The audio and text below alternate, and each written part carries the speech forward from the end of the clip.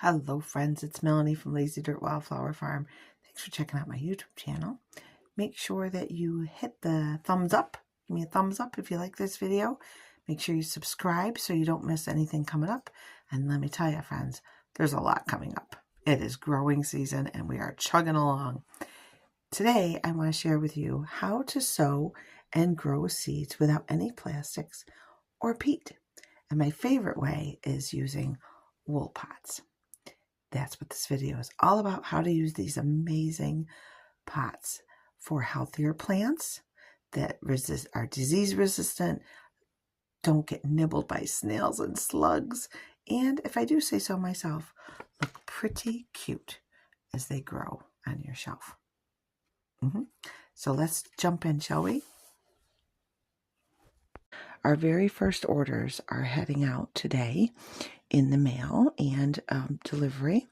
So when you get these, you'll notice that on the back of the card are really, really simple instructions. There's no plastic in the packaging from the wool pots on up to the boxes that I used. Even my tape that I used for packing tape is made out of plants. So when you get your wool pots, you'll see on the back this handy dandy little graphic that tells you all about how to plant your seeds and grow in wool pots. Now, I thought I'd show you how this is actually done in like real time. So bear with me as I'm using a new tripod. We'll see how this goes. First of all, you want to have your cuppa. You want to have your cuppa, cup of tea, cup of coffee, whatever you want. Because chances are pretty good you are sewing in your kitchen or your dining room table. I've had to move my seed sewing operation into the art room today. My table's being used for other things. And so it's kind of, a little sneak peek into my artistic chaos versus my planting chaos. Anyway, I digress. So this is a wool pot. It is woven specifically for aeration of the roots. It will air prune the roots as they grow, and it will fertilize your baby plant as it grows. There is no plastic, no peat. It is 100% natural wool, and you can tell because look at all the variations in the wool. It's made with raw wool that would otherwise go into being burned or into trash or compost. And instead, you're going to be able to grow beautiful, stronger, healthy plants. Now, I get it. You're probably wondering, well, how does it do that? The first thing is that instead of versus a plastic pot, there's air to the roots. The roots will naturally air prune themselves. So as your plant grows into the pot, it will reach out through these fibers and it will touch air. When it does that, it's going to branch off and make more roots. Wonderful for plants. The other thing is that when you water your plants, and I'll show you this too, you're going to water them from the bottom, especially with a wool pot. And what that does is it encourages stronger, longer roots into the bottom and the sides of the wool pot. But here's the wonderful thing. With a wool pot, you're going to make sure that after you have your wool pots planted and your seeds sown in here, you're going to make sure that there's space in between each wool pot so that it doesn't biodegrade prematurely. When they touch each other and they get wet, it triggers, of course, the natural breakdown of those fibers. So you want to keep them apart. And then the other thing is stronger roots and healthier plants is that this rim right here, when you go to plant this, you're going to leave this rim at the top of the soil. And that rim is going to be a slug and snail deterrent. So all your hard work of growing and supporting your young transplant won't go to waste into snail food or slug food. Isn't it lovely? So anyway, how do you feel these cute little things? And just a little side note here. These are so soft and cushy. They're just lovely on a cold winter's day. So I'm going to put, you don't have to, and I'll show you that you don't have to.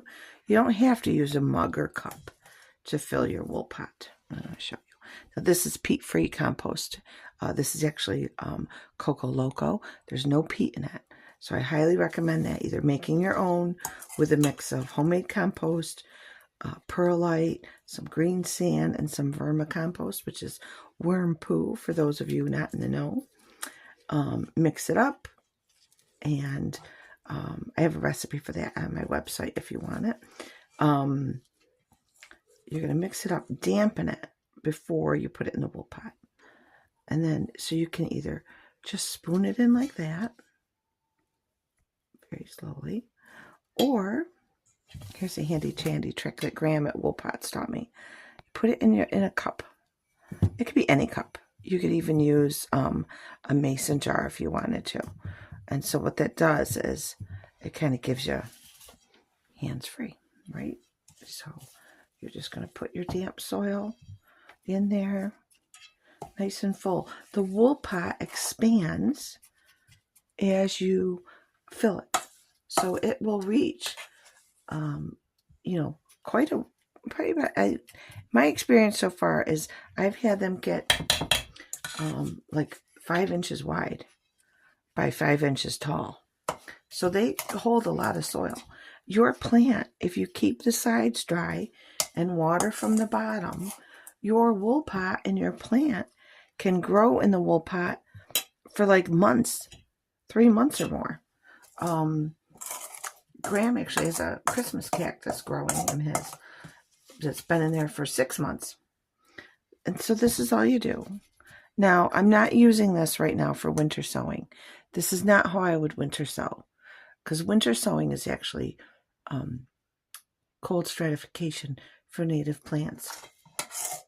What I'm going to sow today is I've run out of basil in my kitchen, so I'm going to be sowing some basil seeds for my kitchen. And after I get this all in there, get it all in there like this. Yummy, yummy. Look at that. Isn't that healthy? Lovely, isn't it? I'll probably put some more soil in there. I might afterwards. So then you just pull it out of the cup. See, I have a lot of water in there. Probably too much. Don't tell Graham. The advantage of a cup. Okay.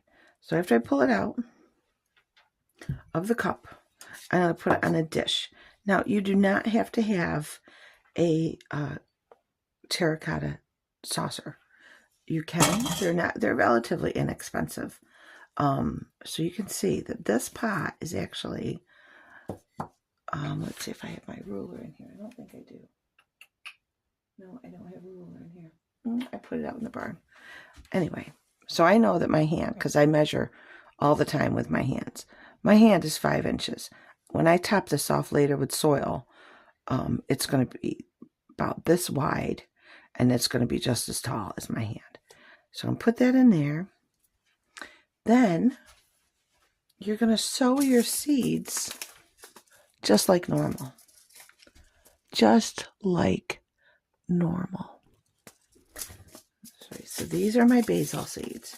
Now, if I wanted to have, I might do this for Galentine's. How fun would this be? So I'm going to not use all my seeds. I'm going to make a couple of these and give to some of my gal pals for Galentine's Day. And a couple of my guy friends too, because they're happy gardeners. And who doesn't want to see a little bit of basil growing on your windowsill in February? Let's see if I can get these out. Now, these were just some basil seeds that I grabbed. They're organic. And they're just Genovese basil, because that's what I use the most until summer with lemon basil. Now, a little side trick for you is that when you're sowing seeds, put a piece of paper down, because if you accidentally drop some seeds, oh no, what are you going to do? You can very easily see them, and you can get them off of there when you're all done. So we're going to sow those a little pinch, and I'm going to be growing these on my windowsill, nice and warm. Just push them down in the soil, and a couple extra on the top just in case as insurance. And that's it, friends. That's your wool pot. Now, I'm going to grow these seeds. As I said, these are basil seeds. I'm going to grow these nice and warm in a sunny window until they germinate. And they're going to grow. I'm going to be nipping them tips off so they stay bushy.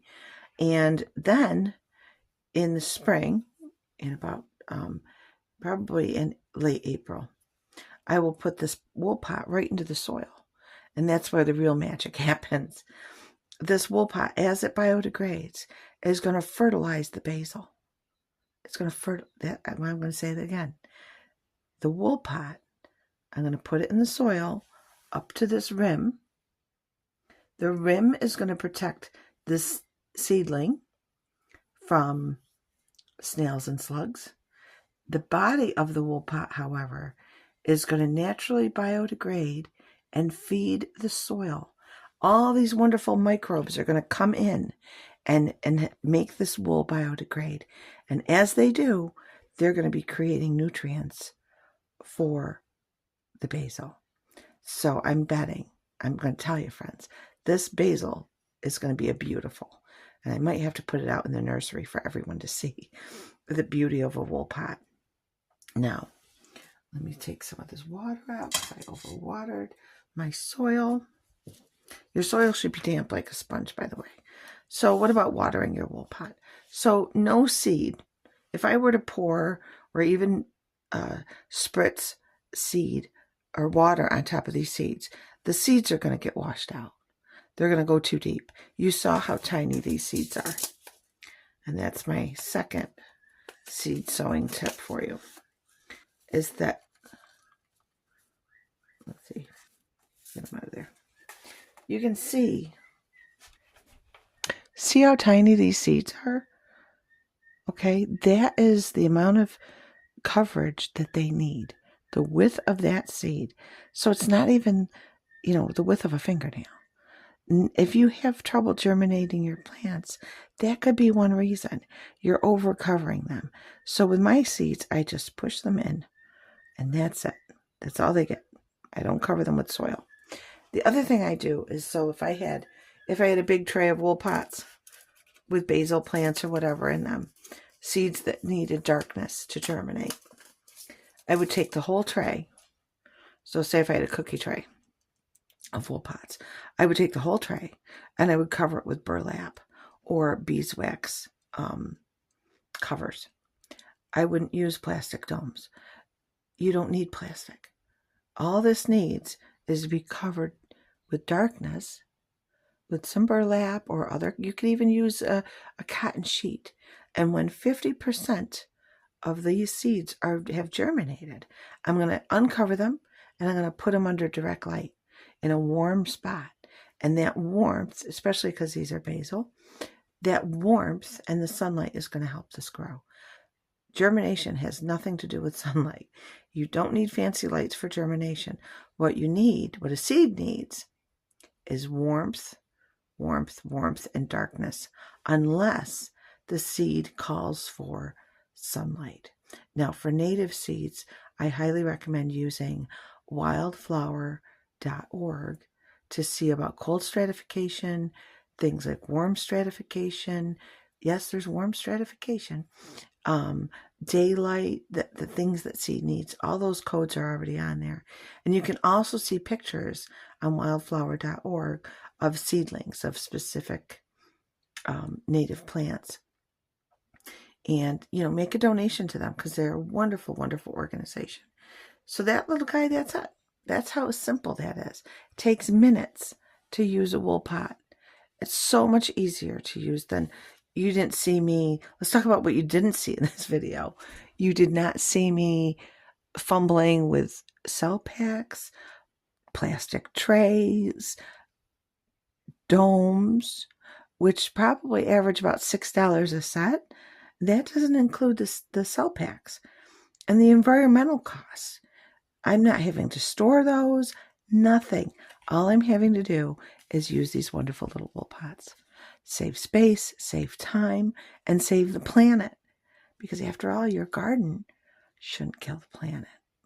You're trying to grow for pollinators and feeding your family. You don't have to kill the planet with plastic. You're going to save a lot of money on using wool pots and other ways to ditch the plastic. Friends, before you leave my YouTube channel and this fun little video, I want to give you a little tip. You don't have to have terracotta pots for all your wool pots. I mean, if you have a tray of different things growing on say, a cookie sheet, which you can certainly use a cookie sheet, make sure you put in a wooden stick that says what this is, like this should be basil, and then the rest of your pots will be on there labeled. Make sure you label each pot. But you don't have to use the terracotta. You can use vintage teacup saucers. How cute is that? Adorable, right? You can use, like I said, cookie sheets. You can use anything as long as you can water from the bottom. That's the trick.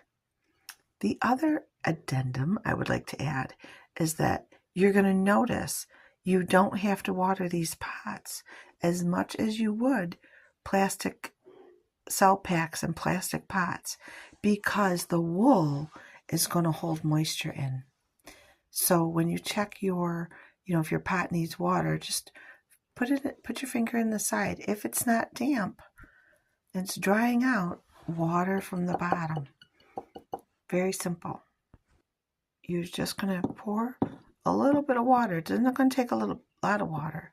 Now, if you have that on there, that water, and say in a few minutes it's not being absorbed because, the soil is already damp enough, you just pour the excess off into another container. As simple as that.